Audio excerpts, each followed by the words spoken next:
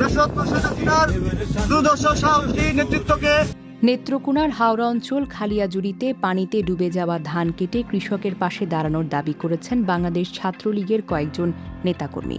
Viral হওয়া ভিডিওতে দেখা যায় পানিতে আংশিক ডুবে থাকা ধান খেতে 15 থেকে 20 জন যুবক একসঙ্গে ধান কাটছেন। তাদের নেতৃত্ব দিতে দেখা যায় জেলা ছাত্রলীগের সাবেক উপদপ্তর সম্পাদক শেখ শাহান বাবুকে। এ সময় তারা কৃষকের দুঃসময়ে পাশে থাকার কথা বলেন। ভিডিওতে একজনকে বলতে শোনা যায়, ডক্টর ইউনূসের অবৈধ নিষেধাজ্ঞা আমরা ছাত্রলীগ মানি না, মানবও না।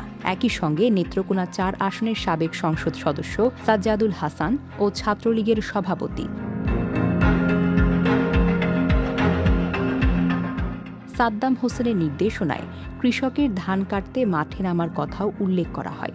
পরে জয় বাংলা, জয় বঙ্গবন্ধু স্লোগান দিতে দিতে তাদের ধান কাটতে দেখা যায়। স্থানীয় সূত্র জানায়, টানা বৃষ্টি ও উজান থেকে নেমে আসা পাহাড়ি ঢলে খালিয়াজুড়ির বিভিন্ন হাওরে পানি বেড়েছে। এতে অনেক কৃষক আগাম ধান ঘরে তুলতে বেশ হিমশিম খাচ্ছেন। শ্রমিক সংকটে কৃষকরা ডুবন্ত ধান কাটতে পারছেন না।